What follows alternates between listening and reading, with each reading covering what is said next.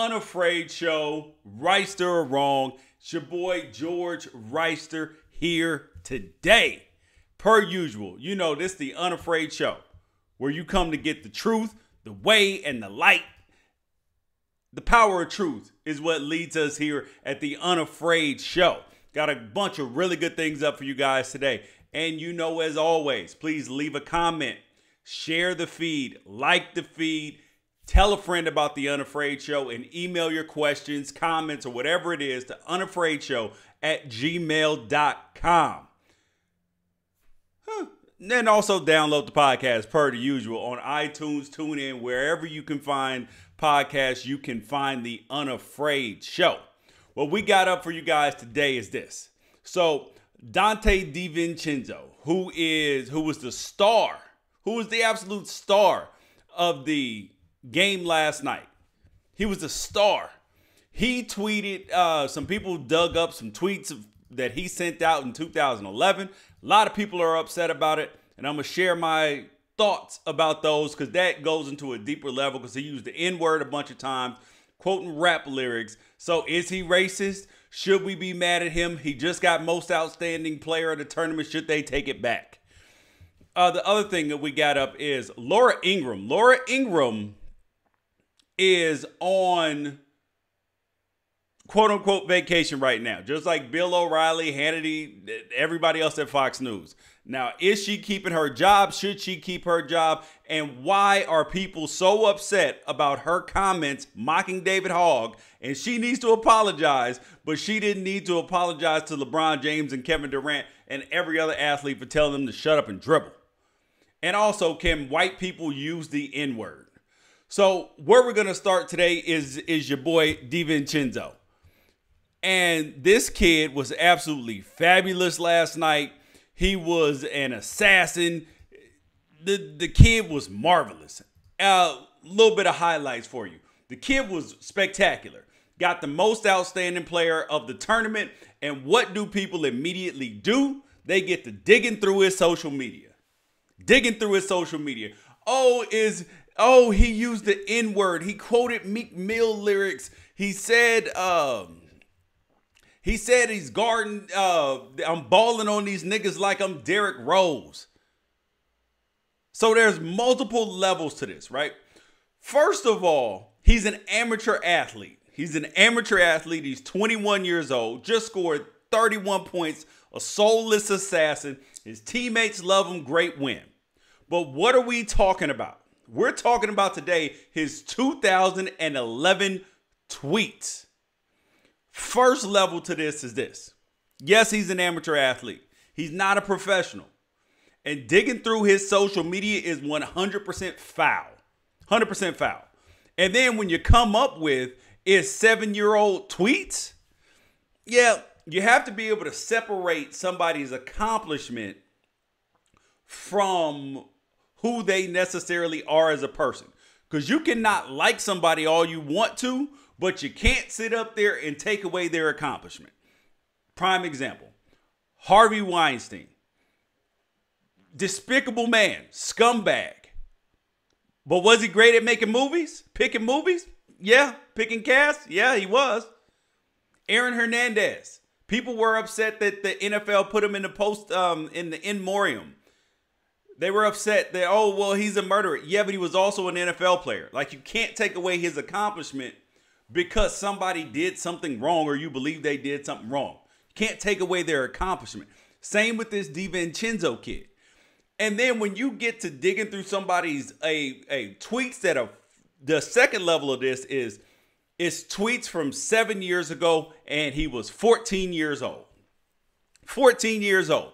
I have a 12-year-old, an 18-year-old, and we've had multiple social media conversations. And I'm not saying this to excuse what he tweeted, but let's call it what it is.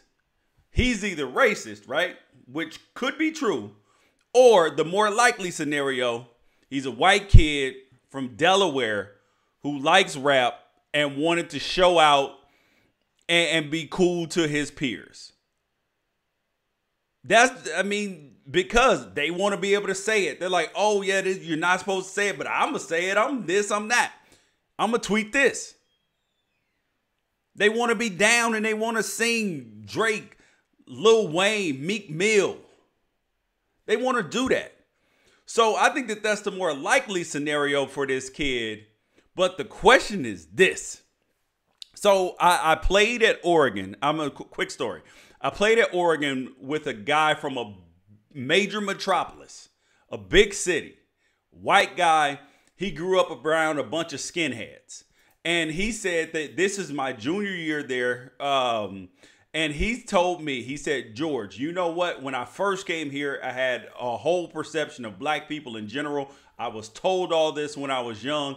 And then being here, I've learned that there are two types of people. There are good people and there are bad people, no matter what their skin color looks like. That's what he said he figured out. So if he figured this out, isn't it possible that Donte DiVincenzo, if he was racist, I'm not saying he is, that he could have figured that out?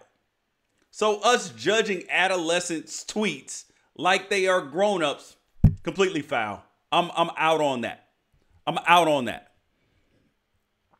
So, and the third level to this Donte DiVincenzo most outstanding player than people digging up his tweets.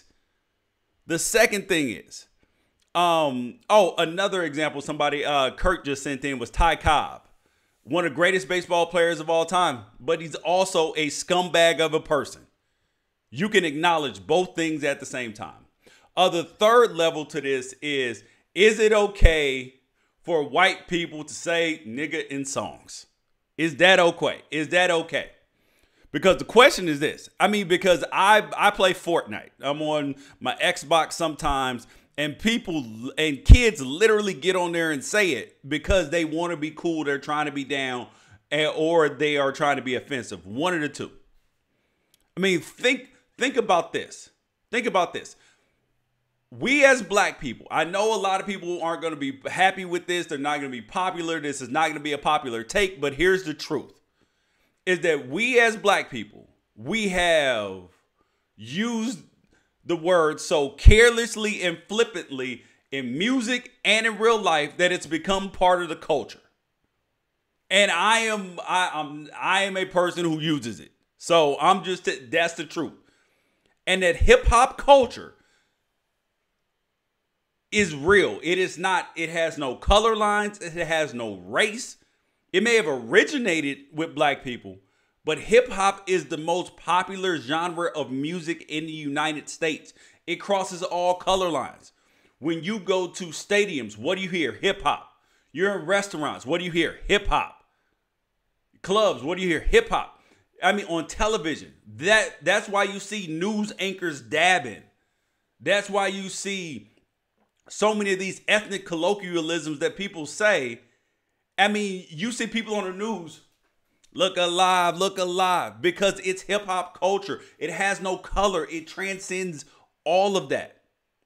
So when we've used the word so carelessly and flippantly, like you cannot expect, like reasonably expect people to listen to your music, consume it, and become part of the culture, and then expect them to not use that word even in private. Like you cannot have any realistic expectations of this. I understand that there's a difference between the word with ending in an A and ending in an ER. I get it. And there's the argument that says that you take away so much of its power when it's used, as a term of endearment among black people. White people shouldn't use it. Okay. That would be fine if we didn't use it so flippantly and carelessly in songs and in our everyday life. And I mean, there are black people that call white people, they're like, oh man, that's my nigga Chris. That's my nigga Doug. That's this, that's that. Okay, but then, I mean, I can imagine how confusing this has to be for a white person who enjoys hip hop, is called my nigga by somebody else, and then they're like, oh, wait, hold up. Okay, can I say this? Can I not? Can I not? I mean, really consider this. Because it's the culture, and I get that it's offensive, but I'm talking about realistic expectations. Do I think that they should use it and say it? Absolutely not. There are times where I say it and I'm like, man, I really need to stop this. I really do. Because I don't know how I would feel if my 2 young sons were running around saying, oh, man, my nigga Chris, my nigga Doug, my nigga this, my nigga that. Like, I don't know how I would feel about that. I feel like that I would feel like I set a bad example. So, like, you can't realistically expect people to listen to hip-hop music, be part of hip-hop culture, hip-hop be the most popular genre of music, and expect people not to use this word. I'm just saying. I mean, it's the truth, because black people have made like damn near everything popular. Everything that there is popular, like in pop culture, black people had some influence on it. Music with the hip hop, you have nails, all these women running around with all these designs on their nails. Remember back when Friday came out and you had Felicia and all of them and everybody else in the movie running around with the nails, and it was like, oh, they're so hood, they're so ghetto. Now you see white women in the suburbs with them because it's cool now. It's all of a sudden socially acceptable. Girls didn't want big butts. Oh, no, they wanted to be so skinny. Black girls had butts, and now you see them pumping and stuffing everything. I mean, come on, man. Come on, Ed. Like, you got to be real about this. Same thing. You got old white men putting dope ass rims on their cars, sound systems in their cars. Even high end cars come with dope sound systems now. You got your Bose, your Hardin Cardin, whatever it is, because it became popular. I mean, like, we just have to be honest about what it is. I mean, this is the word. This is the world that we created when we use the word so loosely. But I will say, out of sheer caution, people just don't use the word like around other people. Don't film yourself using it, and damn sure don't tweet it. It's a bad idea. It's a horrible idea. So don't do it. I mean, I made the points, but that doesn't make it okay, though. That doesn't make it okay. Another thing that has been floating around the airwaves that has been a little bit iffy. You guys are watching the Unafraid Show. George Reister here. Please make sure you swipe up, share the feed, like the feed, tell a friend about the Unafraid Show. Another thing that we got up today is Laura Ingraham. So Laura Ingraham is the host of the Ingraham Angle on Fox News. A lot of people have their views on Fox News, all of this stuff. But my question is this. So Laura Ingraham, she offended David Hogg, who is one of the kids from the Parkland school. She apologized to him because her advertisers started pulling out, all of this stuff. And my question to you is this, is why were people so offended by what she said to David Hogg, but not as offended by what she has said to LeBron James? I'm just curious. I mean, why? Why is what she said to why is it so offensive to what she said to David Hogg? And we march in the streets for this and all of that, but then we don't march in the streets for what she said to or call for her advertisers to be bailed out. I mean, to bail out because of what she said to LeBron James. I mean, really think about that.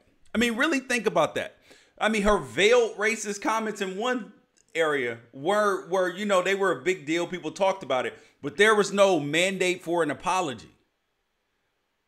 And I get that kids are under attack and like we want them safe in schools, but these black kids are under more attack. Like they're under attack at schools. They have to be protected, but then they aren't safe from those who are supposed to protect them as well, both of which need to change. Because as a black man, how am I supposed to believe that something's not up, something's not wrong in this system when millions march in the street for changing gun laws, But a lot of those same people are silent or minimize the frequency of unarmed men being killed by the police. I mean, really think about it. I mean, this is in the wake of what's going on in Sacramento, of what just went on in Louisiana with the guy getting off after shooting him. I mean, like, how many times does this have to continuously happen for us to say, well, I see why black people think that something's up? I mean, how many times? I mean, how can it be that cities pay millions of dollars for the deaths of unarmed men, yet few are ever found guilty of the murders that they committed? I mean, really think about that. I mean, really think about it. Philando Castile, he got shot in 2016. The city paid him, the state paid him his family $3 million. Officer acquitted. Samuel DuBose, $5 million. Charges dropped. Sandra Bland, $2 million. Perjury, they lied about it. Perjury dropped. Walter Scott, he pleaded guilty. Ikea Gurley, convicted. But Laquan McDonald, $5 million. All these other people paid so much money. Tamir Rice, $6 million. Michael Brown, $1.5 million. Eric Garner, $6 million. I mean, how can this possibly? I mean, how are you not supposed to think that something's up? And then you have the kid in Sacramento. You have the kid, Stephon Clark, gets shot in Sacramento after running from the police. He was supposedly had a crowbar breaking windows. So there was never any mention of a gun. And he gets shot 6 times in the back. They fired over 20 rounds because the cops were afraid. But Dylan Roof and Nicholas Cruz, who shot people in schools and were carrying weapons, some kind of way find a way to get taken into custody without incident. I mean, like, you have to think about the subconscious element of this. I mean, really. So Nicholas Cruz and Dylan Roof need help for whatever mental whatever they got going on, because he's just a bad seed, just going through things, he's troubled youth. But Stephon Clark gets shot. That's where you have to think about these things and really realize where the mentality is and why people feel how they feel. I mean, really think about it. Because it has to be equally socially unacceptable for kids to be killed in schools as unarmed black men to be gunned down and murderers not be convicted. It's got to be equally as socially unacceptable.